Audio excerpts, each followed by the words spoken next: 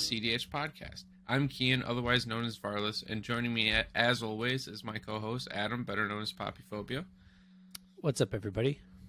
Today's episode is on everyone's favorite topic, the newest update to the Decklist Database. Unfortunately for this episode, it's just me and Adam, as everyone else is getting their butts clapped at Dominaria United pre-release.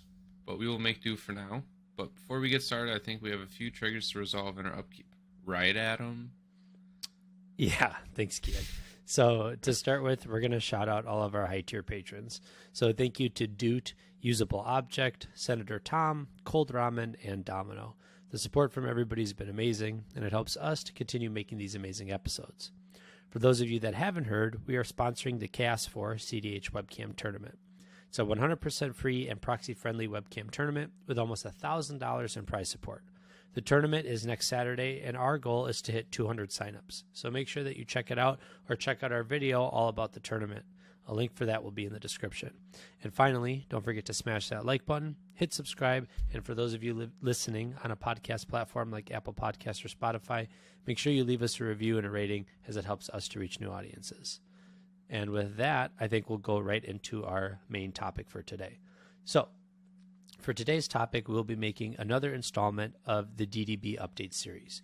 For those of you that don't know what that series is, it's where we go over what decks were added to the main database and the Brewer's Corner, as well as discuss the removal of some decks on both sections and what our thoughts on the DDB are overall. So let's hop right into it. So to begin with this topic, the database managers have released a statement on what direction they hope to take the database in moving forward. And the statement reads as following. The DDB is a showcase of different decks from cEDH. The goal of the DDB is to highlight the variety of different decks that exist within that space and to help new players acclimate to cEDH concepts and possibilities, while also helping established players find inspiration for brewing and playing.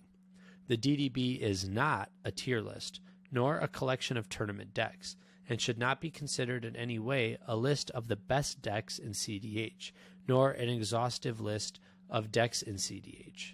It is a collection of decks that the DDB managers and reviewers believe underscore just some of a variety of options available to players within the world of cEDH. So when I read that statement, what it says to me is that they're really trying to bring emphasis to like the database is is based on purely the opinions of the managers and reviewers themselves, and not so much like this is definitive what is cEDH, you know? Do you kind of get that same vibe, Kian? Yeah. I also get they're trying to make like the DDB almost like EDH rec, like a combination of like all these decks that you can just find in one place. But I think it's definitely, I know we say this every episode, it's not the holy bible of cEDH decks, and I think they address that pretty well there. But it's also like what you were saying, the managers definitely have, you know, some more than enough input in deck choices, if that makes sense. I think I get what you're saying. I agree with you there, and I definitely think that, like, as much as this statement does kind of show people or give a good introduction to what the database is, I feel like it's not the first thing. Like, people already have preconceived notions of what the database is or how it should be taken into account for things, and so like the statement is great and all, but it doesn't really help people change their opinions if they're already well established. Yeah. But it is good to go on. Or understand what, like, how to use the database or what it is. Yeah, because for a lot of people, they don't know. They might have the resources, but they don't know how to use them properly, right? Yeah. And to go in further onto what this statement says, it says that the decks shown on the DDB are looked over by an experienced team of reviewers before getting a final approval to be on the database by the manager team. The following is a list of some of the different items that are taken into account when reviewing. The first is a strategy that can hold its own in a cEDH environment. The second is inclusion of all relevant cards for the deck-specific strategy. The third is a chosen commander that enhances the deck's performance overall. Fourth is the ability to relevantly impact the game state in the earliest turns of the game. And finally, the fifth thing that they look for is listed on the approved deck list site. So these are like just a handful of things that kind of culminate how these decks get chosen or how they get put onto the database. And I think it's important to highlight these things because we were reached out to by a few of the database managers in our last database update that some of the opinions or ideas that we might have portrayed to the public might be incorrect or help cultivate these incorrect ideas in the community, if that makes any sense. Mm-hmm. So I think it's good to kind of go over what these requirements are, what things that they look for in general, and then kind of dive into the nitty gritty of like what actually happened in this update. So I think to start with, we're going to go to all the new decks that were added to the Brewer's Corner. For those of you that don't know, the Brewer's Corner is where decks go before they get added to the database. Otherwise, it can be where decks go to die because as we found out over the years, sometimes a deck will never make it past the Brewer's Corner. But it is a good place to showcase where these new ideas and new decks are for people to determine whether or not they are cEDH viable. Rip Yeva. Well, yeah, it's something we'll get into later. But the first deck that got added to the Brewer's Corner, and one that we'll be very, very excited to talk about, is going to be Armix Timna board control. Armix Who made Timna this deck, Adam? I have no clue. Me neither. No. So Armix Timna board control is a deck that if you listen to the podcast at all, you should be very familiar with because it is, well, a deck that I brewed. I worked on this deck with Michael Levine. We've worked on it for lots of months together, play testing it and stuff like that. And the last review cycle, it got denied when it was just me. It was just my submission. Then I brought it to Michael Levine and we worked on it some more. And now it got added to the Brewer's Corner, which is great news. And I think the deck is in a great spot. It's an Orzhov control deck. It utilizes stacks pieces to slow down the board state to a game pace that is up to speed with how fast the deck itself can play. And then it's tries to reanimate a Razaketh onto the battlefield and sacrifice all of its stacks creatures to win the game that turn, basically. And it's really fun, a really different way to play the game, and I think it's a very, very viable cEDH deck. So I'm glad to see that it made the BC. Do you have any thoughts on it, Kian? Good deck. Thank you. Yeah. I have to say my dishonest opinions here with Adam watching me. No, I think that when I look at like some of the lists that made it onto the Brewer's Corner, I think that this is one of the most solid, I feel like. Yeah, and that's not just my bias as the guy who made the list, right?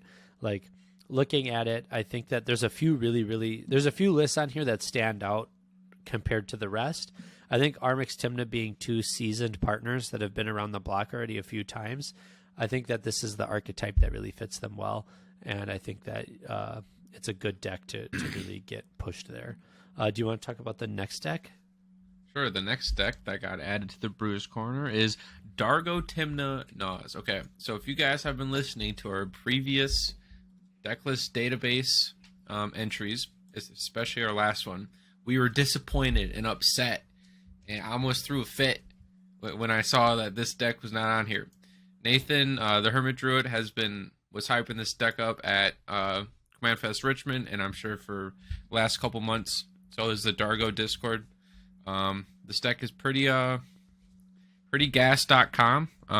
So it's like Dargo featured with like a bunch of like sack him, play Peer in the Abyss, or reanimate Razaketh, along with like dockside value with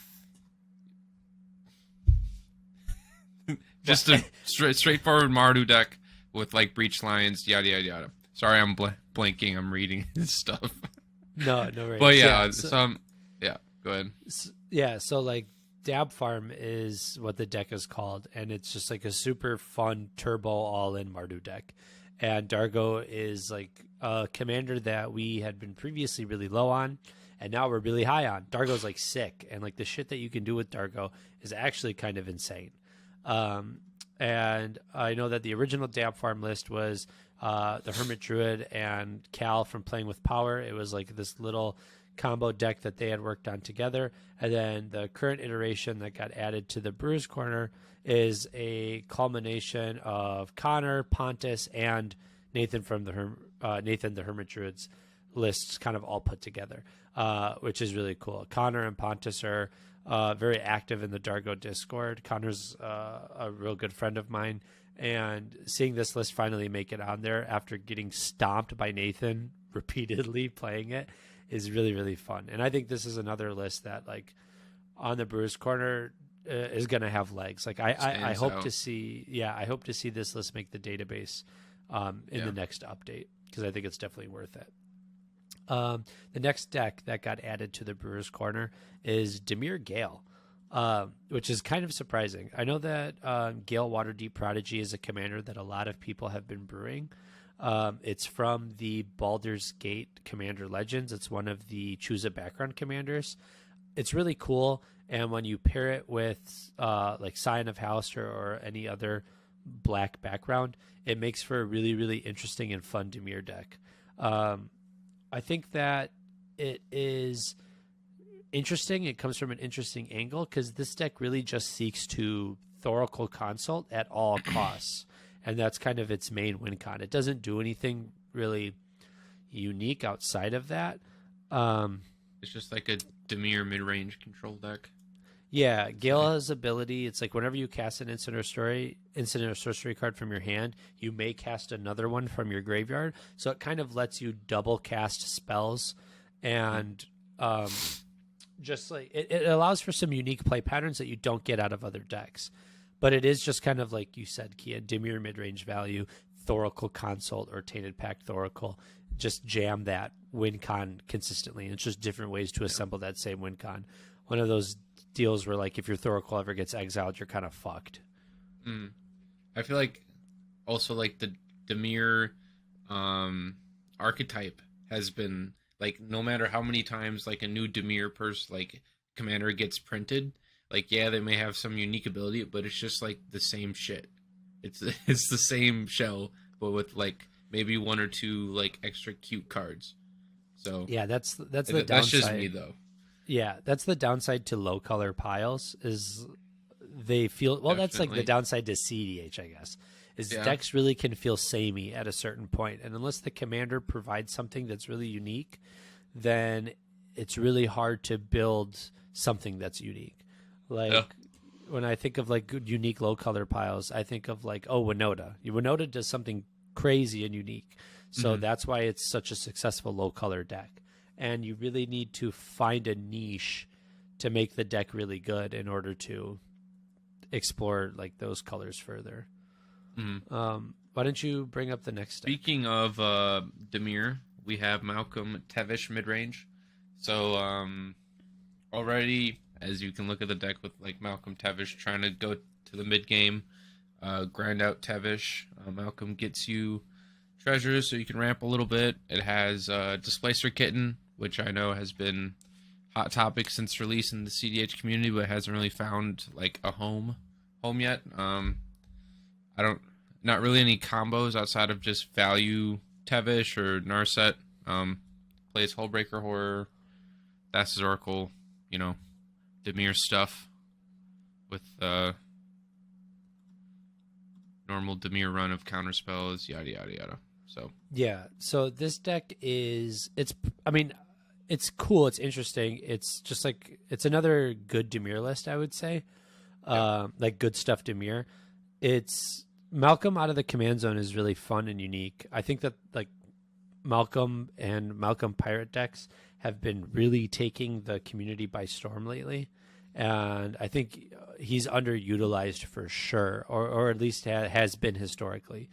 And Tevis is just a really cool commander out of the command zone. And when you look at like Hullbreaker Horror and Bolas the Citadel and some of the other pieces that this deck plays, it's mainly just like, value Dimir good stuff. It's going to try to lock out your opponents with Hullbreaker Horror loops.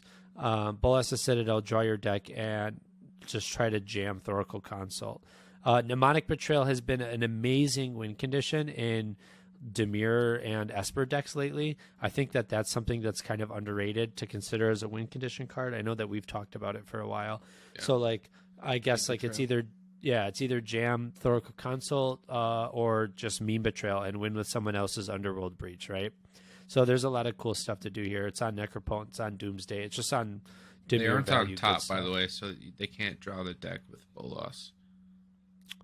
Yeah, in theory you can. I'm sure you can find a way to do it with Hullbreaker loops and infinite mana and shit like that. But I guess you cannot manipulate the top of your deck with top. So that is something to look into. But very much just like Dimir, good stuff. Adnos, all this other kind of stuff. Oh, it's flick Tevish with Kitten and Hullbreaker and draw your deck. There you go. So cool stuff like that. It's very interesting.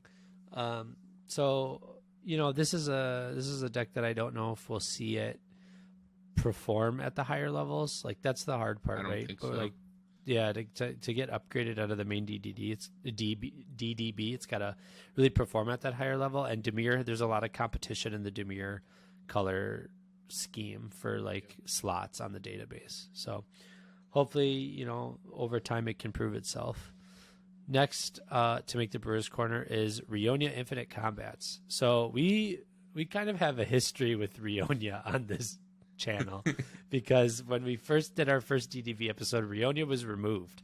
And we were kind of like, Ryonia is bad. Like, we don't really care about it. And we didn't really know a whole lot. Who cares? Yeah. We didn't really know a whole lot about the list. And Faded actually reached out to us and was like, you guys just shat on my deck for 15 minutes and like never really gave it a chance. And I feel like you didn't know what it was about. And so after like doing some more research and learning about it, Ryonia is actually like really cool and really unique for a mono red deck. And it offers some really unique combos out of the command zone with things like Combat Celebrant. Now you have Professional Facebreaker and a lot of these other like combat tricks type of cards, and like Dualcaster Twin Flame. It runs Godo in the 99.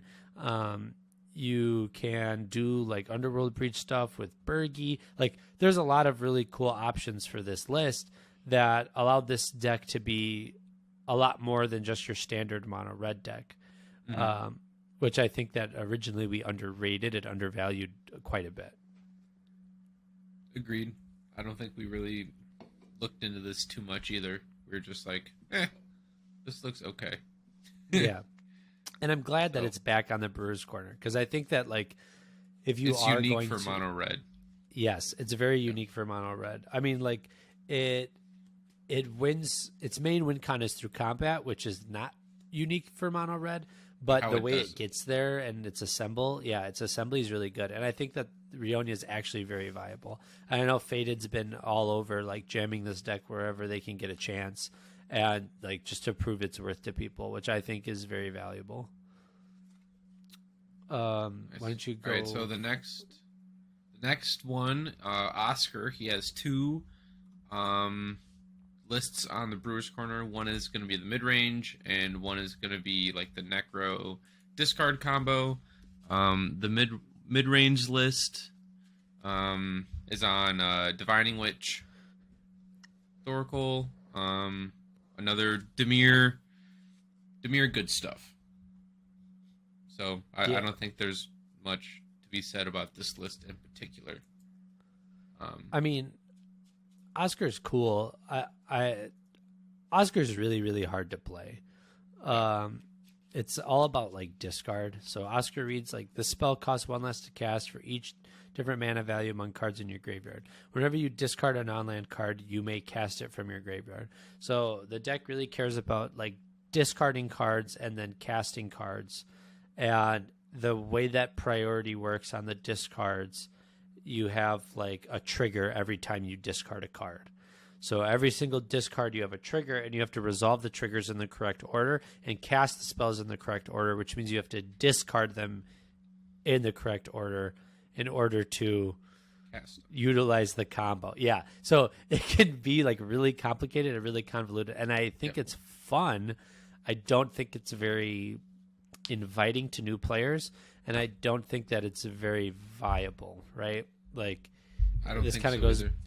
yeah, this kind of goes back to what we were talking about with like Tevish and Malcolm, or like the other Dimir lists. Like, Dimir is just so good. You have so many things to compete with, and like cutesy combos sometimes aren't the best way to do it. And it's like, oh, this does the same combo as every other Dimir list, but you get there really cute, and it's kind of like, what is that? What does that do for you? I don't know. Nothing. I feel like the Necro combo is kind of cool though. It's like that's the second list, which I feel is a lot better than the first one, the mid range version, because you have the thing to be like, all right, Necro down to 33. Win the game now. Yeah, like the way to be able to. I think that's. I think that is really cool. Actually, I'm looking. Both lists are on Necropotence. Like, Necropotent seems like the best way to win the game in that deck, right? Like, I'm just going to Necro, drop everything, and go for it, which I think is really fun. But it's definitely, like, it's hard, right? Like, I think, like, I wouldn't want to play that list. It seems too difficult. And I think that'll turn off a lot of players to it, especially, like, because, like, you're going to get a lot of GRVs when you're testing this list out or playing it, and like some people don't like a list that kind of forces them to make mistakes, you know what I mean? But I do like Oscar, and I'm glad to see it on the Brewers Corner.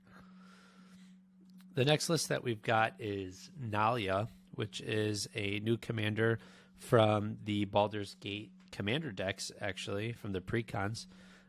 She's an Orzhov commander, and this is she cares about party, which is a new mechanic that has been added for Baldur's Gate, and it's pretty cool. It's like a stacks deck that likes to cast party members off the top of your library, and utilizes party members to like pump your team, and it's basically a combat deck. Like, you win through combat. Think of like win conless stacks, but you're gonna pump your team to the point where it is a combo essentially. I think Nalia is viable. I really like Nalia as a commander. I think that this list isn't the most ideal way to be playing Nalia.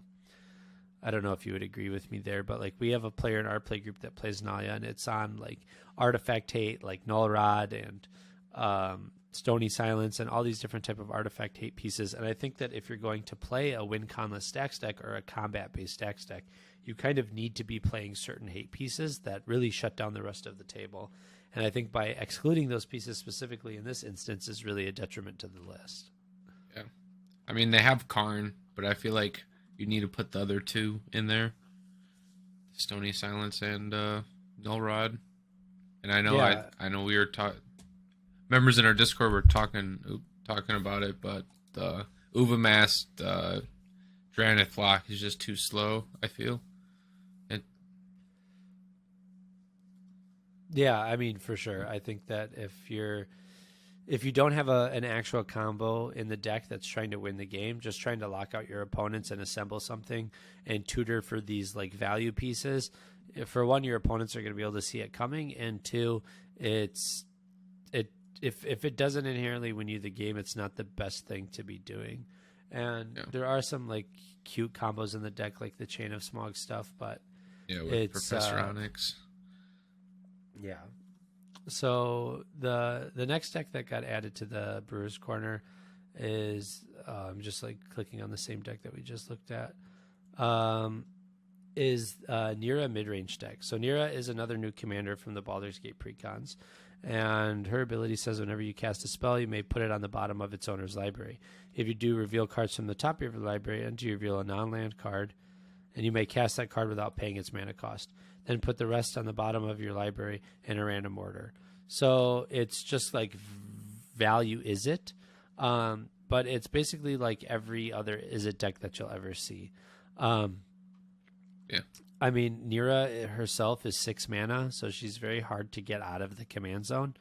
It requires you to play a lot of ramp and fast mana to get her out in the first place. And then it runs a lot of huge spells, because the idea is like, oh, I'm going to just flip into this spell, and I can cast it off the top of my library without paying its mana cost. The downside to that is being that your commander costs 6 mana.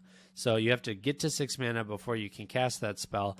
And if your mulligans and the cards you're drawing off the top are sometimes 7 or more mana. So it's like a very fun deck, but man, is it hard to get the stuff to go, you know? At least they're not on Adnos. Yeah. But a 6-mana commander is just too tough, in my opinion. I think that this deck is like really, really fun, but it almost, like, not to insult the list makers at all, but it almost feels like it's like this is like almost like a casual deck, right? Where it's like, oh, my commander does this really fun thing, and it free casts stuff off the top. So I'm going to put a bunch of really large CMC stuff on the top of my library or in my deck, because when I flip into them, it's going to be crazy, right? And like some of those pieces are really good, right? So like Mizix wins a game very easily with like curiosity effects and things like that. It's like is it staple, right? And then like Enter the Infinite. If you cast Enter the Infinite, you're almost guaranteed to win the game.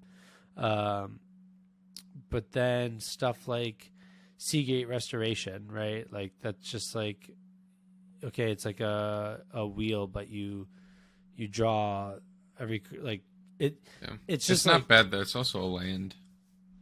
No, but it's just like these cards don't inherently win you the game, right? True. And I think for a 6-drop in Izzet, like, not to be the trope, but Mizix is like, it's probably going to resolve. It's such a house of a card, regardless. Like, that's why it's in the people's 99s. It just being on the field, like, oh, draw a card. All right, I'll ping this. Oh, you casted something. All right, I'll ping this and then I'll draw. Ping this and I'll draw. It just being out is so impactful. Like, game state-wise, just so impactful. Well, and then, like, you're on all the artifact fast mana, but you're on none of the red rituals. You're on nothing that helps you ramp into Nira early, so besides your artifact mana. So if you don't have Nira, the deck is, in my opinion, infinitely harder to play because all your game-changing spells are 7 or more mana. So and then she also has a kitten variant as well. Yeah, which is probably, I think, a little bit more viable. If you run some more lower CMC creature combos, I think that can lead to a little bit of an easier time to pilot. But that's not to say that the deck isn't viable in any way. I think there are some notable combos that might be missing too. Like when you consider like Dual Caster, Twin Flame, and Izzet, and like the viability of that, and being able to like Imp Recruiter your Dual Caster and all these other things.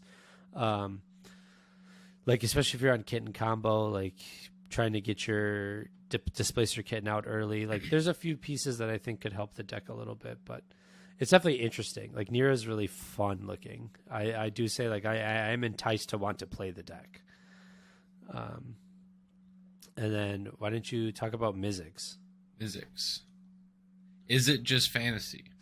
It's the deck name. Mizix. So whenever you cast an instant or sorcery with converted mana cost greater than the number of experience counters you have, you get an experience counter. So it's the Commander 2015 experience counter stuff, and then instant sorcery spells you cast cost 1 colorless less for each experience counter you have. So it's just cast a bunch of colorless and like a pip or two spells and try to get that experience up and cast big dumb spells. Kind of like the first list of Nira. Cast big dumb spells with buyback. I think it's the goal. Yeah, so I think that this list is a little bit different than the traditional Mizix list that you'd see because it actually doesn't run too many overcosted spells. No, it runs the ones that are really good. Yeah, and the rest of it is very low to the ground, which is a nice thing to see. And it has like Underworld Breach combos in it and a lot of these spells that are really off meta because a lot of spells that you'll see in this list are spells that people wouldn't consider like worth it to play in cEDH. So like you got some interesting stuff like Bond of Insight, Mizix Mastery, Mystic Retrieval, Past in Flames, right? These 4 CMC spells, Tezzeret's Gambit, Inspired Tinkering. These are all spells that you wouldn't normally see in a cEDH deck. But because of Mizix's ability, it makes it a lot easier to get those spells off. And then once you get these experience counters to build up, these spells cost almost nothing. And Mizix, I don't think, falls into the same problem as Nira because it's only 4 CMC. So for one, it's a commander that's a Jeweled Lotus and a land away from cast. You can get this commander out turn 1 pretty easily, and then start going through your game plan. So I like Mizix. Mizix is a bit of a boomer card for cEDH. I remember like a lot of friends that we have were playing it, you know, for a while way back in the day. So it's nice to kind of see like older commanders or partner pairings kind of show up again, and people try to brew them in different ways with the modern day cards that exist now. Yeah. You want to talk about Food Chain? Yeah, so Old Rustine Food Chain is the next deck that we have up on our thing. But we don't have the list for it, do we? Uh-oh. Who set this up? It's okay. Luckily, it's right on the Brewer's Corner. But, yeah, Old Rustine Food Chain. I haven't actually seen this commander before. So Old Rustine is from Crimson Vow. And whenever Old Rustine enters the battlefield or at the beginning of your upkeep, you mill a card. If a land card is milled this way, you create a treasure token. And if a creature card is milled this way, you create a 1/1 green insect creature token. And if a non-creature, non-land card is milled this way, you create a blood token. So this is like very, very interesting because you're basically just trying to flicker Old Rustine and basically sack everything for mana with Food Chain. Am I correct in my assessment here? Seems right. Yeah. Gets like Food Chain lines to get you infinite Rustine casts and ETBs, which make infinite mana, infinite 1/1 insects, and the ability to draw your whole deck. And then you can also just try to combo with Naus, Peer into the Abyss, and Bolessa's Citadel. So it's pretty cool, pretty fun. I think that these, what is this color pairing? Golgari. Yeah, Golgari. I think Golgari decks, like, they're very linear. Well, it's tough to say that. Any 2-color deck is linear, right? There's, like, only so much you can do in each color pairing. Mm-hmm. So, like, it seems like there's, like, a lot of the same combos in these Golgari decks. I think Old Rustine is kind of funny, but it's a commander that I don't know if it's better than the existing Golgari decks that exist, right? Like, when you consider, like, Grist and Gitrog and Hepatra and Old Stick Fingers, like, I'd like to play this deck and see how it plays at a table, but it seems like Food Chain decks in general just seem to underperform lately. I don't know if you feel the same way, but I'm just not high on Food Chain as a combo anymore. Neither am I. I feel like I've known that though. Like Food Chain's been kind of shifting, like out of meta. It's kind of too slow, and it requires too many pieces. But it does still win games. It's still a good, combo. I just don't think it's fast enough. Card, yeah. I just think, as the meta is shifting, it's just not getting there for a lot of people. So the next list to make this is totally, Ardent Rog, totally not Godo. So this is go on. All right, so this is a Boros. I was gonna say Borzov. So this is a Boros polymorph deck that gets Godo into play and wins through Helm. So it's so you play Ardent and then you play like Transmortify. Hey, buddy, we talked about this deck on the last update. Yeah, it's still here. Yeah, that's. Well, we messed up when we were making this list. So they, in the change logs, they did all the decks that were here that are new to this update only. So like after Old Rustine, it's Oscar. After Oscar, it's Rafine. Oh. Yeah, because like Arden Godo, we already discussed last time. Falco Spara was last time. So then we can go into Tivot. Let's start with Tivot. as you can see, guys, we're very well prepared for this episode. This update happened literally today, and we were like, we got to make an episode on it because we're always the first ones to talk about the DDB. It's midnight, by the way, here right now. So, why don't you explain what Tivot does? So Tivot is it's 6 mana, 3 Esper, Flying Ward 3, Council's Dilemma. So when he ETBs or deals combat damage to a player, it starts vote. For each player that votes evidence, they get a clue, or the Tivot controller gets a clue, and for bribery, they get a treasure. And then while voting, you can vote an additional time, so you get 2 treasures or 2 clues, and it's a time sieve deck. So whenever you move to combat, you'll get 5 artifacts that you can sack to take another combat. So I think it's a pretty cool deck. I played against it Monday. He drew a lot of cards, but not as much as Tim the Crown, baby. No, I think Tivot. I think Tivot is actually like pretty good. I think for what it like is as a commander, it does something really, really unique. And I think it's very, very viable to the strategy. You basically just play Esper mid-range for the majority of the game. Then you slam Tivot. Once Tivot enters the battlefield, you get your 5 artifacts, and then you try to time sieve. So I think it's like really interesting and really cool and a fun way to try to win the game. And it's very surprising because like I said, they just play Esper mid-range throughout the entirety of the game. Then, you kind of are focused on the game and what happens. You don't want to counter the Tivot because why would you counter the Tivot, right? And then it hits the battlefield. They get 5 artifacts. No matter what, they're getting value out of their commander.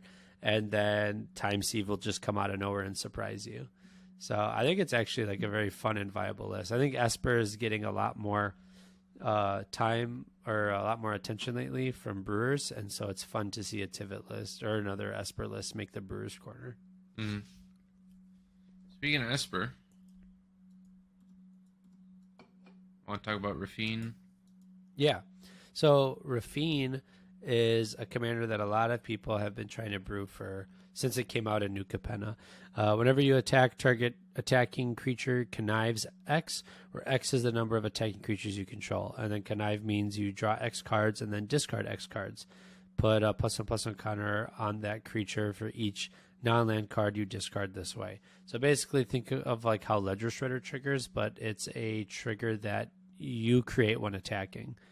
And it's just like Esper Reanimator. So looks to reanimate Razaketh and then win the game through like Thassa's Oracle, Demonic Consultation, and like I think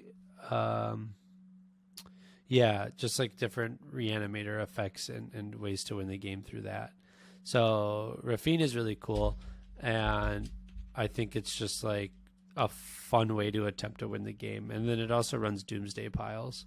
So you're just basically looting through your deck till you hit the 1-card win condition that you need. While you're looting, you loot Razaketh into the bin, and then you reanimate Razaketh and try to win the game. So I don't know. I think it's really, really fun for Esper. And Rafine, I think, is a fun commander out of the command zone and leads to some really interesting lines and game actions that you're not used to seeing at a table. Yeah. If Ledger Shredder has proven anything to us, is that connive is a good mechanic. Card selection is always pretty good. So yeah. Moving on to another 3-color pair. Jeska Thrasios. So this is a mid-range dockside loop-oriented deck with dockside Temur, Sabretooth, or like they are not on Cloudstone Curio. So like Thrasios, Jeska, mid-range lists, Seedborn for value. I think this list looks pretty solid. Yeah. Thrasios is pretty strong. Yeah, I think Jeska is strong too. Yeah, we've talked like a lot about how we think Jeska out of the command zone is just like really good. specifically because it creates like a lot of easier combos for decks that normally would have to look for more pieces out of the command zone. Having an infinite outlet in the command zone like Jeska makes things easier. And this deck specifically between Thrasios and Jeska creates a ton of infinite outlets, right? Like if you make infinite mana and it's colored mana, you can just draw your deck, or you can ping the entire table and kill them. So it's a safer way to win the game because drawing your deck, if you have force draw or someone else can force you to draw, can lead to you losing the game in unsuspected ways. So Jeska allows for a safer combo out of the command zone. I don't think that you want to have both of these as your commanders, though, unless you're utilizing Jeska as removal out of the command zone, because having two outlets in the command zone doesn't really benefit you. So I would assume that this deck really hinges on Jeska's minus ability to kind of remove stacks pieces or other things from the game that can really straddle a Thrasios deck. So it's also a win con too, because you can't win with all. I mean, through breach or brain freeze, but once you draw your deck, you don't have a way to win besides Jeska. But I agree with you. And in a deck like this deck isn't running Thassa's Oracle, right? So like drawing your deck doesn't win you the game. So I guess like it makes sense to want to win with Jeska rather than Thrasios. Use Thrasios' card advantage and use Jeska as your win condition. So I guess that makes sense when you see it like that. And that's it really for the new decks that were added to the database this time around, or at least to the Brewer's Corner. Before we move on, I'll obviously make sure that you guys check out Timno Armix, because that deck is pretty sweet, and give it some reviews on the database to ensure that it gets added to the main DDB. But besides the Brewer's Corners list, there were a few decks that were previously on the Brewer's Corner that got added to the main database. So these were the decks that people reviewed, that the reviewers checked out, and people thought, hey, these lists are actually viable, and these deserve to be represented on the database. So the first one, obviously, is Cormella Turbo Naus. We talked about Cormella previously. It's a really cool deck that allows you to pay a mana to add 3, but only spend it on instant or sorcery spells, and allows you to basically slam Cormella. If you have an extra mana available after your Naus, you activate Cormella, you cast some instants or sorceries or ritual off, and just win the game through a variety of different combos, whether that be Dual Caster, Twin Flame, Thassa's Oracle. Just think of any good Grixis combo. So This was a deck that we thought would be very, very viable. We argued about it for a while, and here we go. It's on the database now. I don't think there's any question that this was a good deck. Yeah. No, I agree. I think that it's pretty obvious like what decks are good and what decks aren't as soon as they get added to the BC, and you can really tell which ones stand out just by looking at what they do or what the lists are. Mm-hmm. All right. Next one is Dargo Ikra. So this is a Jund Dargo list with Razaketh breach lines. I think we've been pretty high on Dargo, and I think just the Jund iteration brings a lot of like green power to it. So like life and death with Razaketh, mana ramp without artifacts through dorks, protection, creature tutors. Overall I think this is pretty strong. Not surprised. I think we also caught that on the last episode as well. Yeah, I mean this is a really cool deck. Pirate Blender is actually made by my friends Connor and Gustav. It's a really, really fun list that utilizes Dargo actually in like interesting ways to try to draw their deck. So you can basically like assemble a win con by using like infinite Dargo cast to create infinite mana to draw your deck and then go from there. And it's also like a turbo list, so you can see it running like Turbo Raza, or it'll try to get into Pier. just ad like a really nauseam, yada yada. yeah, ad nauseum. It's just a really fun way to try to play the game. Yep. And this is a deck that was for a while like underrepresented or underlooked at, I guess would be the term, and is definitely deserving of a place. I think that would be just all Dargo decks, I feel, for like the longest time. Like, Yes. it's a 7, it's like a 7 mana, whatever. Who cares, dude? We're trying to play Tymna out here. Tymna only. Fuck 7 mana.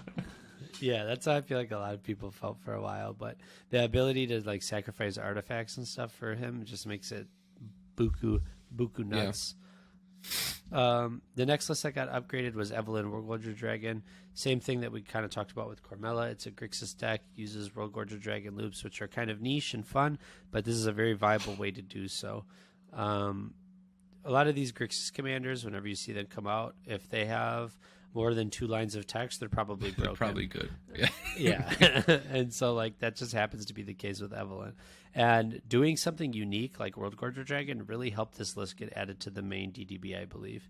Yep. Because like, I mean, how many viable Worldgorger Dragon lists are there? Well, we'll learn later on that some of the lists that did utilize Worldgorger Dragon are no longer on the DDB. So having a new viable Worldgorger list is really cool, and I think Evelyn is definitely that list. Yeah. Agreed. I don't think we'd have much, or I'll have much to add to this. I think this its uniqueness made it get added. Yeah. Moving on to Silas Krark. So, for those of you that watched Tier 1 Con, Ken Bauman took it down with Krark Sakashima. So everybody's been hyping up on the Krark train, and I don't blame them. Krark is pretty good. The ability to copy spells, go off like a Stormkill Artist, pretty powerful. Add Grixis to the mix with double casting a Demonic Tutor or Dark Ritual. You know, there's a bunch of shit that he can copy. Overall, I think this list is pretty solid. No surprise that it got added as well. Yeah, it's funny to think that with like a Jeweled Lotus and a land, you can Jeweled Lotus into Krark, then with a black producing land, cast a Dark Ritual, copy it, and then add Naus. Yeah. Like, there's like just tons of funny shit that you can do with and Krark. Then you lose your flip on add Naus and feel sad. Yeah, doubling your ad Naus wouldn't be that great either, to be fair. But like it's just a cool way to play the game. And Krark, living by the coin and dying by the coin is a really funny way to play Grixis. You know what I mean? Uh-huh. And it doesn't run a ton of doublers. It runs a lot of. It doesn't run, I think, really any Krark doublers as much as it runs like trigger doublers and things like that. Like, it still runs Harmonic Prodigy, still runs Veyran, Stormkill Artist, and Bergi, like Tavern Scoundrel, all these things that really like help your synergies with coin flips, but don't hinge on it, which I think makes for a really interesting list. So Silas Krark is cool to see some representation on the database. Yeah. Another deck that got upgraded to the main database is Najeela Stacks. I mean, awesome. Najeela is a good commander. She's slowly been working her way up as probably unanimously the best commander in cEDH, one of the best decks. I think there's an honest debate now between Najeela and Blue Farm. And yeah, playing Stacks, great. Najeela wins through Stacks like butter, so why not play it, right? So it's one of those things where like we may not seem too excited talking about it. That's just because like some of these lists are kind of boring, right? Like Najeela is a kind of boring commander. Like she wins with Derevi, she wins on her own, she wins with Grim Hireling, and she wins through combat. Like there's not a whole lot of ways around it, and it's just about how do you get there. So I think it's cool to see a deck playing Stacks pieces. It's not playing like tons of Stacks pieces, right? It's playing creatures-based Stacks. It's not like, well, I guess it's on. Yeah, it's besides Sony Silence, Deafening Silence. It's on like the best Stacks pieces in the game, right? Yep. And which it has that's to what be. makes it. Yeah, that's what makes it a Stacks deck. Yep. So this was actually, if you guys watched my top 10 video, this was actually in my number 3 slot. This list. Najeela stacks. That's why your list sucks. No, I'm just kidding. But no, I think it is a good deck. It's just like it's another 5-color good stuff Najeela pile. You know what I mean? And it just utilizes a slightly different strategy because Najeela already does really well through a strategy that's similar to this. It does its thing. Yeah. The next one is an oldie but a goodie. Breakfast Hulk. TNT, the ye old classic. You guys remember the Flash days? Well, it's back, but without Flash, so it's less flashy. But Breakfast Hulk is back on the DDB site with upgrades. Breakfast Hulk is only running one, just the Cephalid Illusionist and Nomazin Core. No other breakfast loops. I know for a time Aphelion was, or like the people that were making this were experimenting with other ways to breakfast out Thoracle. Then they're like, no, OG breakfast just the best. So I don't know, solid deck I feel. Yeah, I mean, yeah, TNT Hulk decks. I mean, they've been historically well placed for a while. So this one is really cool. It's got some really cool brewers attached to it. You have Mimo, Jamaican Dude, Aphelion, and Turtle Pod, like all well-respected members of the community that have worked on this list for a while. So it's really cool to see it make it, onto the main database. And then the final list to get upgraded to the database is Thrasios Vile Smasher Reanimator by Phyrexian Tutor. I know Phyrexian Tutor has been really active in the Razaketh Discord, really pushing for this list in general. Thrasios Vile Smasher is a really cool commander pairing. I'm a big fan of Thrasios Vile Hermit Druid, but seeing it kind of utilized seeing the commander pair utilized in a different way is really interesting, specifically in the Reanimator style decks. I mean, it's cool to see Razaketh being abused for just being a broken card, right? Like, let me just animate dead my Razaketh and Thoracle Consult on these losers. So Pretty it's just good. like, yeah, it's pretty efficient. I think that you'll see that like lately Reanimator type strategies aren't the best or aren't suited in the best light, specifically with cards like Dalthy Voidwalker and Dranith Magistrate, or like just Graveyard Hate in general, like Rest in Peace being more playable. You'll find these strategies to tend to be a little bit weaker, but I am still a big fan of them. So it's nice to see that get some representation. Yeah. I'm also glad that this archetype, like the color pairing Thrasios Vile Smasher is getting more explored, because originally it was just like Curious Control, and that was the only thing that people were experimenting with for the longest time. Yeah, which I think that it's nice to see. Like, this is kind of what I alluded to earlier. We'll see like older tried and true commanders or commander pairings getting thought of in new light or with new strategies. Yeah. With that being said, those were all the decks that were upgraded to the DDB that were previously on the Brewer's Corner. Yep. The next section are decks that are completely new to the DDB. So these decks never saw the Brewer's Corner.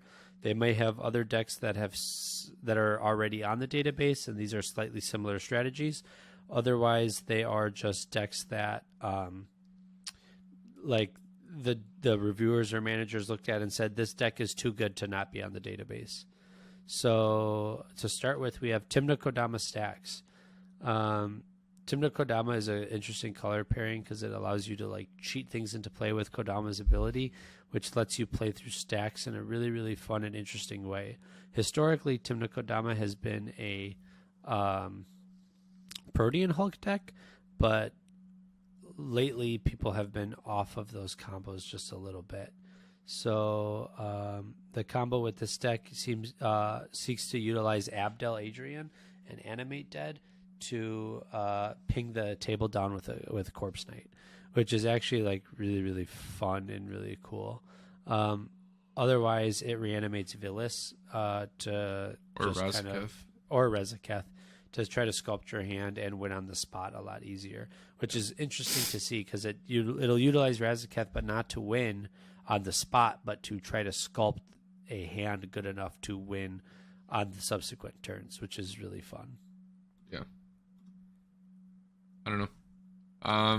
I know the old version, was, or at least some spicy tech, or not tech, but a spicy version of this list was Sidisi, Undead Vizier. You exploit it, you create the Kodama trigger, you get Hulk options out, so you get like the Leon Relic Order loops, or like Safi loops with a Corpse Knight, all using Kodama's ability, so you're not casting anything. So yeah. Next one is back on the database, Heliod 2 Sunshine Boogaloo. So we missed the old classic Heliod list, Heliod Sun Crown Ballista. So this is a mono white stacks deck, which, when is mono white not a stacks deck? Well, so this deck was previously already on the database. Yeah, it got re-added. Yeah, it got removed, and so for not being updated timely. So in a timely manner, I should say. So the people that brewed the list from the Mono White Discord all got back together and said, well, let's update it and resubmit it. So that's what Heliod 2 Sunshine Boogaloo is. It's just kind of a re-entry of an already existing list. Yeah. Next up, that got added to the main database is Grenzo Doomsday. This is another list that was already on the database and got re-added simply because it wasn't updated. I think you're going to see a lot of this lately with more lists as they come out or get added to the new entries, is that as not the database updated. as it gets more and more strict, they're going to start removing like lists for not staying up to date, and then you're going to see a lot of resubmissions or people that are submitting already well-established lists and being like, oh shit, I didn't think my list would get removed for not updating it, yada yada yada. So a lot of the time now you're going to see a lot of these lists get re-added. Grenzo Doomsday, it's a classic.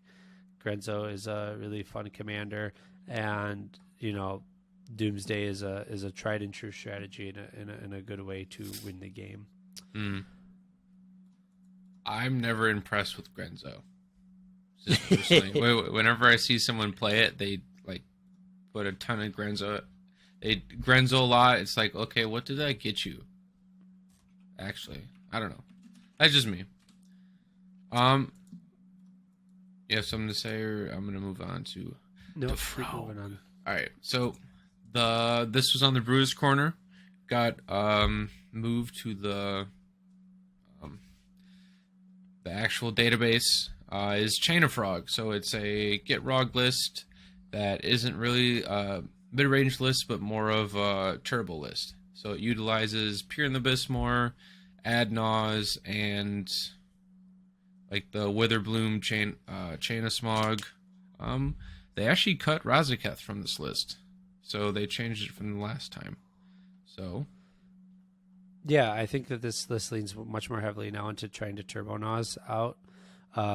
Basically, Turbo Naus, draw your deck, and then win with Witherbloom Apprentice and Chain of Smog. Yeah. I believe, if you look correctly, the list is also on Tainted Pact Praetor's Grasp. Yep. So Praetor's Grasp, your opponent's Thoracle with a Tainted Pact mana base, cast a Tainted Pact and win the game. Just a lot of different ways to try to win the game. It does have some good mid-range pieces as well. Like it is on Collector Oof and some of those more historically good like mid-range frog pieces. It also like leans into Priest of Titania and some other cool pieces. So like there's a lot of different ways this deck can win the game. And with Dakmor, Dredge still, all the good stuff that Gitrog can do normally. But tries to combo out with more than just Dredge combo, which I think is really good for a list like this. So I'm glad to see that list get on there. Another list that got updated, so this is a little confusing, sorry, because it's Pirate Blender, the Dargo Ichor list, which we already went over in the Brewers Corner. But But the last list that got upgraded straight to the DDB as a new entry is Yidris Storm. So Yidris is a little bit of an older commander. It's one of the original 4-color commanders back in when the partner decks came out. These were the face commanders, right? This is whenever Yidris Maelstrom Wielder deals combat damage to a player. As you cast spells from your hand this turn, they gain Cascade. So really, really fun way to kind of try to chain spells together. It is kind of just like a 4-color good stuff list. It doesn't really utilize, as far as my knowledge goes, not anything like it doesn't hinge on Yidris's ability, right? It's a 4-color good stuff deck that can utilize Yidris to cascade into some very fun types of spells. But other than that, it's just what you'll see from it's not much different than you'll see from like a Thrasios Vial Smasher, ad nauseum list. Yeah. And at least that's the impressions that I'm getting from it. Yeah. And I will note that Yidris has to deal combat damage to them for all the spells to gain Cascade, but they do have Trample, so. Yeah. I think it's interesting to see a Yidris deck make the database, because I don't think of Yidris as a historically powerful commander. She used to, or they used to be played at least played more often. I would see them like at board game. A lot of people would play Yidris.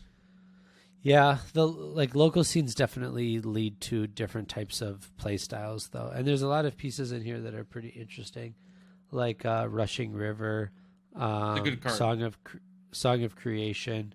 Just interesting cards that you don't see played in a lot of other lists, right?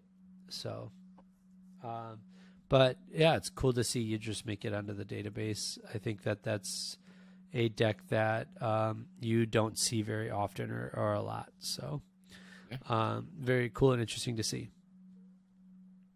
But other than that, that does it for all of the new lists to the database. So whether that be to the Brewer's Corner, to the main database, new entries, or upgraded entries. So before we move on to the things that got removed, I think, Kian, you want to go into what you like to go into. Yo, classic. Moving on to the best segment of the show, Flavor Text of the Week. For those of you who don't know by now what this... sorry to new viewers. or don't know what the segment is, it is where I, Kian, try to stump the cast.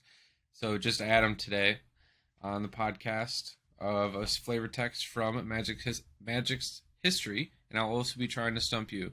For our audience, please have your answers ready and put them with spoiler text in the Discord. And yeah, so the flavor text that I will be giving Adam will be: Pozo's heart was full of courage right up until it was full of elven steel. Say that again. Pozo's heart was full of courage right up until it was full of elven steel. Right up until it was full of elven steel. So I'm going to assume this is a green card. Am I correct? No, not correct. You have to give me like every hint possible because I'm by myself today. So it's not a green card. Right before it was fit with elven steel. Is it a sword? No. I'll give you a hint. What were we talking about earlier? Decks. Yeah. What were we talking about earlier? Yeah. I don't know what we were. What do you mean? We talked about 100 things earlier. They cost $90. Oh, that's the card you picked. Is it this stupid? It's not. It's a different one. It's a different card that costs $90. No, this one costs like 2 cents. I think 25. Oh, so wait. So why did you just lead me down that path? Because it's the same. It's a little boy. It's a kobold. Yeah. Okay, so is it the flavor text on Rograk? No. Are you just going against the grain here? Because I thought all these cards were supposed to be cEDH playable. It is cEDH playable. A cEDH playable card. Okay, maybe this one isn't cEDH playable, but so the now, one I will be giving to the audience will be cEDH playable. Okay, so now we're just switching it up. So what is it? It's one of the Legends Kobolds? No, it's Baldur's Gate Kobold. Oh, so is it that? Okay, so it's that new Kobold that I just mentioned before we started recording that I'm not going to remember the fucking name of. Yes. Man. I'm going to have to look it up. I don't even remember what the name of that card was. So why don't you just tell me what it is? Taunting Kobold. Taunting Kobold, yeah. Thanks a lot for giving me a non-cEDH playable card for my not a problem. First ever episode alone. You know I had to do it to him. Yeah, and I'm not allowed to use Scryfall, which is totally unfair. Haha. All right, so the casts, or not the casts, the audiences thing. So, get your keyboards or get your Scryfall app ready to go. You guys ready? All right. She wept, not for the perfect understanding, but from serene gratitude. I'll say it again. She wept, not from perfect understanding, but from serene gratitude. So, if you guys are good spellers, you guys should be able to get that real fast. Comment that in our Discord. So yeah, that's it. That's all I got. cEDH playable card. Fringe. So, now that we went through everything that was added to the database, we now have all the decks that were removed from the Brewer's Corner. So we're going to move through these kind of fast because these are decks that were either asked to be removed by the authors of the list themselves, or these were removed for not being viable. So I'll start with the two lists that were asked to be removed by the authors themselves. Now, unfortunately, I don't have the authors of these lists, so I can't make a reference to why they wanted their list removed, but we can make some pretty good assumptions later on in the episode about why that is. But the two decks that were asked to be removed from the Brewer's Corners by the author were Armix Thrasios and Thrasios File Smasher Hermit Druid. Two lists that I think were very actually viable and like probably very close to getting added to the main DDB itself. So it's interesting to see that these authors asked them to be removed from the database in general. Yep. Usually it's because of something like the publicity, they don't like the messages, personal issues, or sometimes it's an issue they might have with the database itself. But unfortunately, those two lists were removed from the database. Another list that I'll touch on personally, because I have talked to the author about it, is the Timna Armix list that was originally on the database before my list was added to the Brewer's Corner. And that was the Armix Timna Turbo Naus deck. And we touched on it a little bit in our last episode, but it's a deck that plays really well, but I think doesn't hit all the marks for what the commander pair is trying to do, and it doesn't really utilize them to the best of its ability. The author of that list was Vasher. Vasher's a really good friend of ours and a really great brewer and has a lot of decks that exist on the database itself. And through talking with him, we kind of discussed how that list was more so a way to show what the archetype or pairing was, and that a list like maybe Michael and I's might be a better representation of what that commander pair is trying to do. So those are some of the decks that I have a lot of experience with. Kian, do you want to go through some of the other decks that were removed? Jeska. So, cEDH, which is like a turbo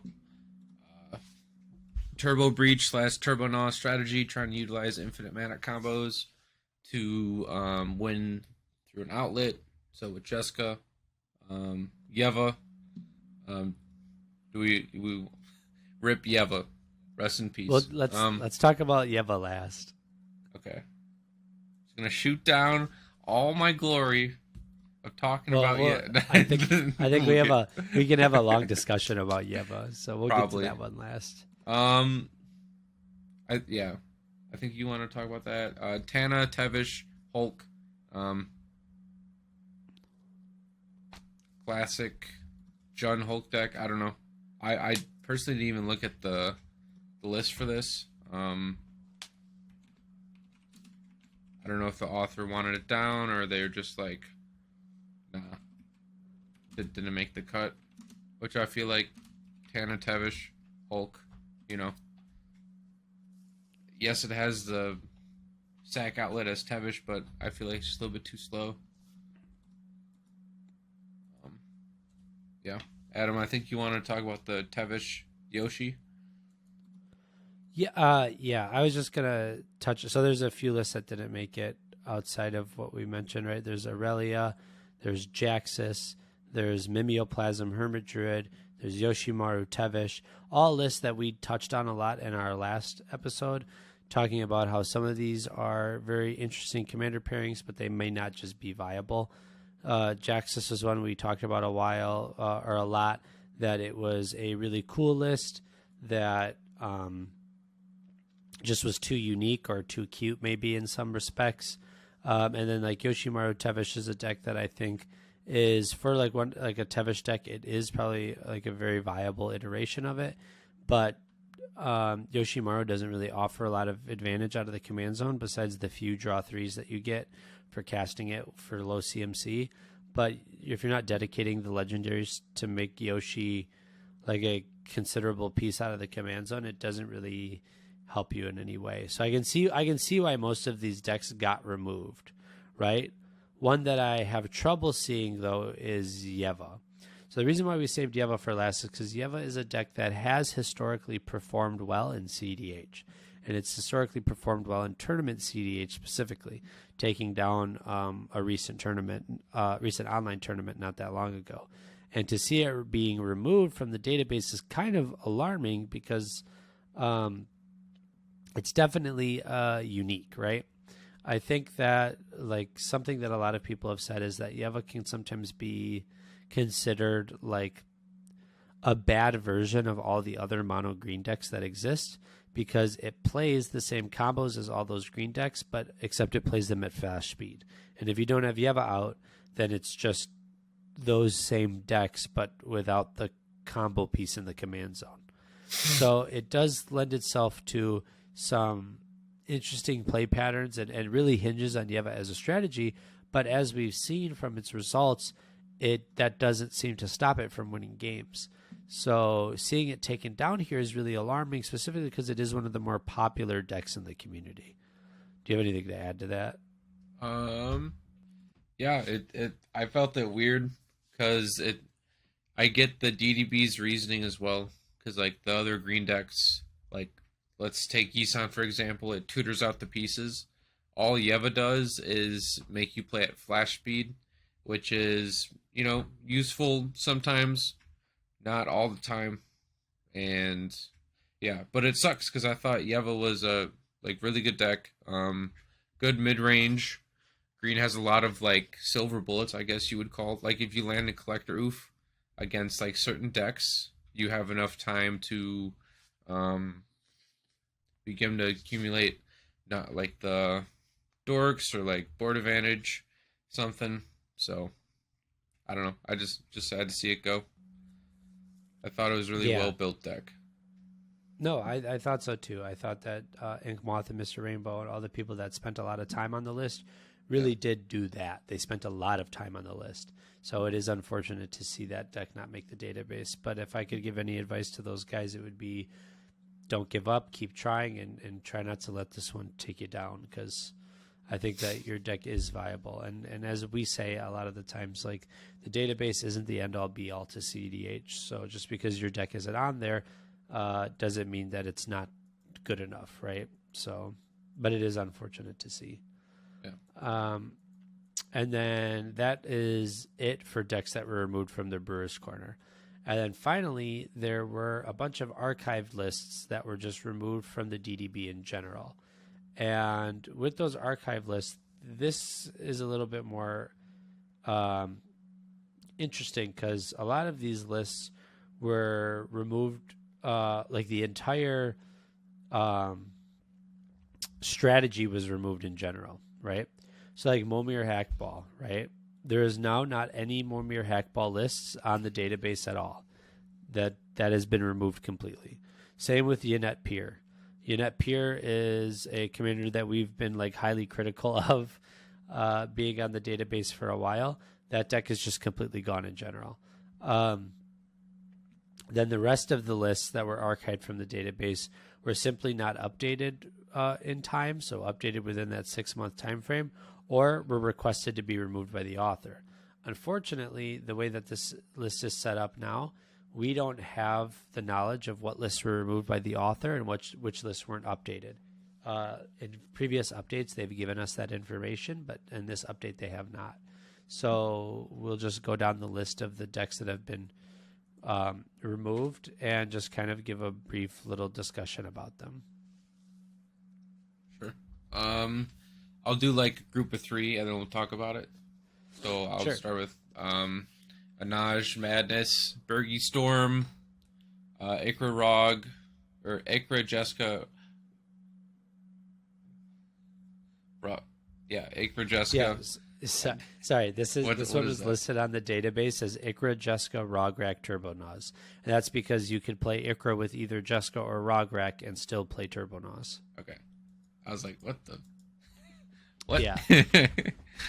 So Ange is a deck that I'm not very familiar with at all. Do you know anything about Ange? Yeah, it's a World Gorger. It's the one with tap, discard a card, draw a card.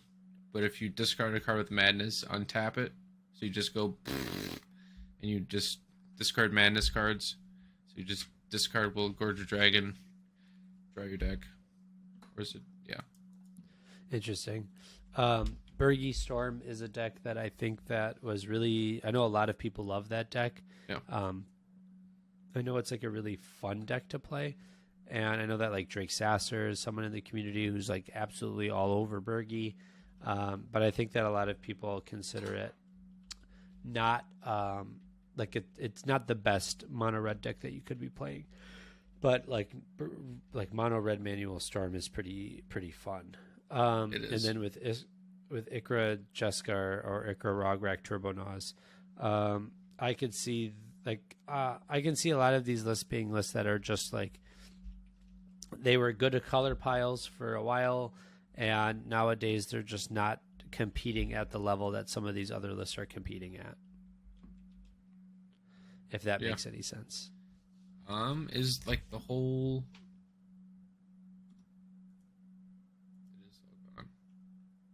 Or they still have the iRog, which is another version. So like I already listed the 2 lists that they removed the entire archetypes of. Every other list that we're going through, they still exist in some right. These are just certain lists that were on the DDB but got removed. I got you. I'm just saying that Ikra Rog's still a pretty good strategy, even though it got removed. Oh yeah, Or at least a list got removed. Yeah, most of these lists that you're going to see that got removed are mostly removed because they hadn't been updated, right? Like the next 3 that we're going to go into, like Jeska Ishai Murderbird, Ka0s Consult Scepter, and Kenrith Stacks, all 3 of those decks still exist all over the database. Just these 3 in particular got removed because they either weren't good enough, right, or weren't updated enough. Like Jeska Ishai Murderbird is the list that I run, and it was FamG's list, and it was a more turbo breach focused version of Jeska Ishai. Like that's still very viable. Like I went to a tournament, took 27th place with it, right? Like it's not a bad deck, but if you're not keeping up to date with it, it's not going to survive on the database. Mm-hmm. So, there's that. Ka0s Consult Scepter, Kenrith Stacks, both still really good decks. Just, I think that either these archetypes are being abandoned by the list curators, or that the reviewers think that there's better iterations of those lists that exist.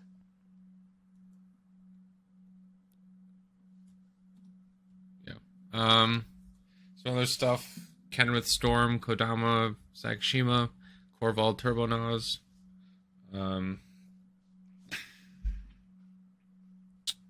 I know, Adam, you had a few thoughts about Kodama Sakashima. I know that you were like kind of big on it originally when it first popped up at the tournament, and then it kind of like petered out. Yeah, Kodama Sakashima is a deck that hinges on your opponents playing stacks pieces in order for your deck to work properly. Otherwise, you're just going to lose to the other decks at the table. It took down a tournament, and it was really impressive when it did do that. But outside of that, it had performed historically not well. So it's interesting. Like, I think that this is a list that probably got removed because its viability has been shot down. I know that there are still a Kodama Sakashima list that does exist out there, but I think that as the meta starts to shift in the future, you're going to see less and less of these types of lists being played. And I think that can be like them being removed from the database, whether it's by the brewers not updating them or by the reviewers not thinking that they're viable enough. Like, that's very telling of where these lists are going in certain directions, right? Kenrith Storm, I think it's like 5-color Storm. I think that it falls into the trap of certain other strategies are just better, right? Like a low-color Storm strategy that's more focused is probably a lot better than a 5-color strategy where you're forced inherently to play just good stuff pieces, right? Yeah. Comparatively to other decks like what's the best Storm deck in the meta right now? Probably Krakashima, right? Yeah. So just things like that you have to consider. And then Korval Turbo Naus. Why would you play Turbo Naus when you can play Dockside, like Treasure Storm? I think, Korval Treasure Storm performs way better than Korval Turbo Naus. Yeah. And then the last 5 decks to get archived from the main DDB is Kroxa, World Gorger Dragon, Momir Hackball, Rograk, Thrasios, Polytyrant, Sisay 5-color Tutors, and Urza Polymorph. These are all lists that have like 3 or 4 versions of the same list that already exist on the database. So I don't think that losing one list really changes anything. No, I don't think so at all. A lot of these lists are still performing at like the highest level. So I don't think that you're going to I think that what the database is doing here is by removing these lists that aren't being updated at time is they're saying like, hey, we're only going to showcase the most dedicated brewers and the people that really care about this type of archetype, as opposed to just like letting 7 copies of the same list end up on the database, and then it gives people an excuse in the future to not agree with database decisions, right? And I think that's something that they're trying to avoid. So I think that a strategy like this is a good one to implement. Yeah, when trimming the fat goes wrong. Yeah, and I think that we will touch on that just for a second here before we move on to the end of this episode, is like, what are our opinions on the database at this point? I think that our opinions have definitely changed from the last episode. I don't know if you'll agree with me. You can say your piece pretty soon here, but I think that like from our last episode, we have a lot more respect for the database itself and for the reviewers and the managers, especially since they've reached out to us and tried to clear up a lot of the misconceptions or ideas that we've had that maybe weren't always truthful, I guess, right? Like we were just assuming things without actually knowing how things are operated or ran. I think in that same respect, I think that there's still a long way to go for the database. Like some examples, right, is like, okay, we have 3 mono green decks on the database. You have Yisan, Morrowind, and Selvala, right? I think that Yeva is a very good deck and deserves a spot on a database of decks that are supposed to showcase what the format is, right? When you look at mono blue, you have Orvar, Twitch Control, Emery Artifacts, Arkham, Adaptive Combo, Azami Wizards, and Urza Polymorph. You have, 5 mono blue decks and 3 mono green decks. But mono green is historically one of the best monocolored colors that you could play in cEDH. Yet you look on the database and you've got decks like Okan and Zinder Split, right? it's the partner with Is It Commanders that, to be fair, I've never fucking seen at a cEDH table in my life. They are both 5 CMC commanders. They are partners, and they flip coins, and they do a worse job at flipping coins than Quark and Sakashima.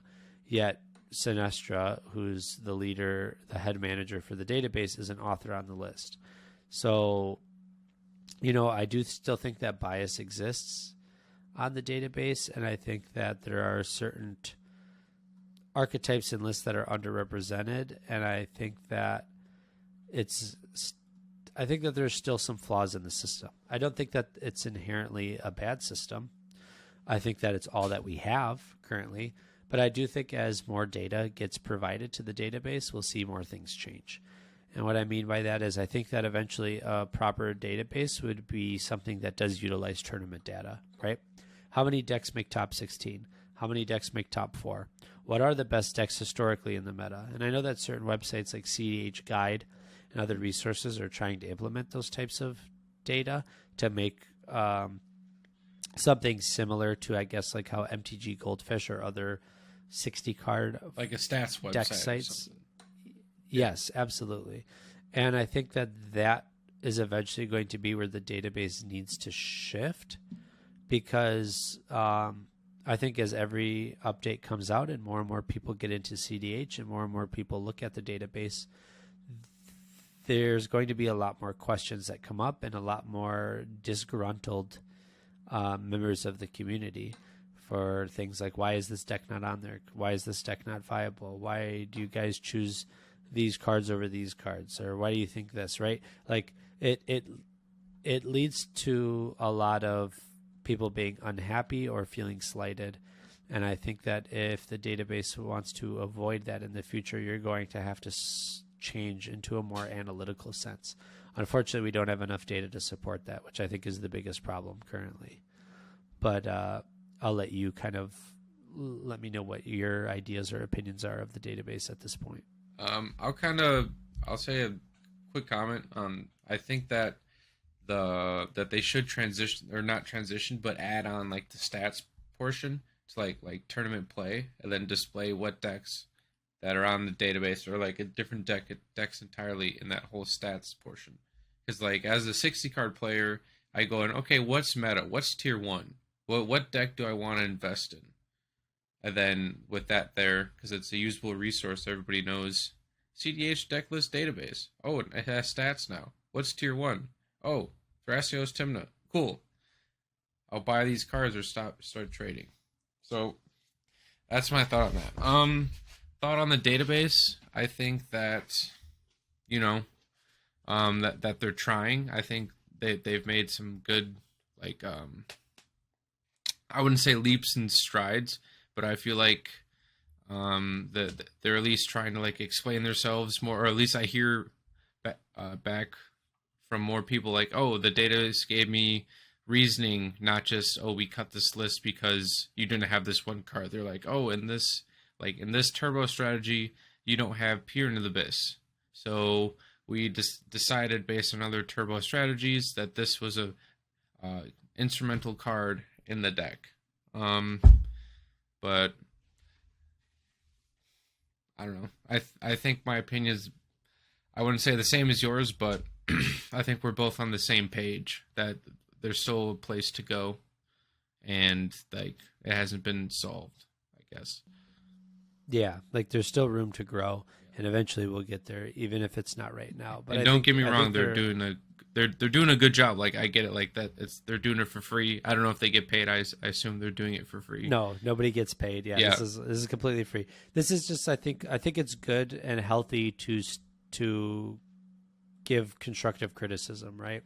Like this is a community driven project, and it's a blessing that they do this for the community and give people the opportunity to have this resource. But I do think that like they have goals in mind, and I think that the community has goals in mind. I think hearing from community members or other people what they think about or how they want to engage with the database is a good way to gauge like what improvements you should be making. So that's all that this is. It's not me harping on the database or just trying to take 10 minutes to just shit on all these people that I appreciate, but more so just like, I think there's still room to grow, but I think that they're headed in the right direction.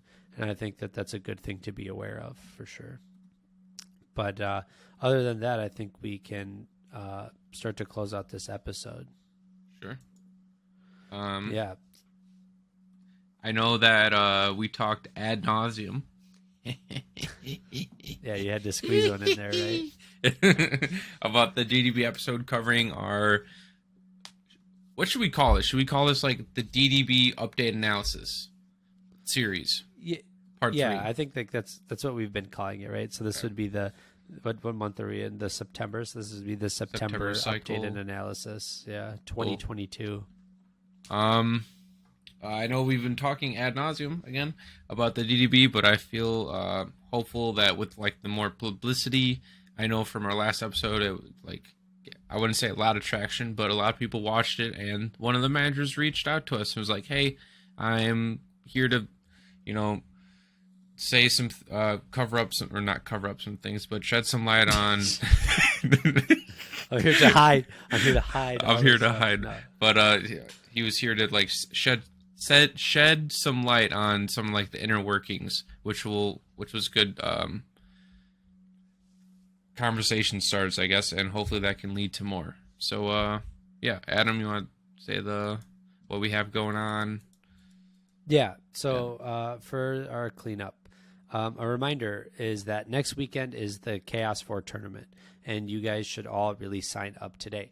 The prize pool is valued at over $1,000, and it's being sponsored by us. I even got like some of the cards here for the tournament. So our goal is to get like 200 people to enter, and I think currently the signups are at 120. Yeah. So remember that sign-up deadline is September 10th before the players' meeting. So yeah, I think the players' meeting starts at 10 o'clock. So you have 10 a.m. Eastern on September 10th to sign up. It's totally free and proxy friendly, so why wouldn't you join, right?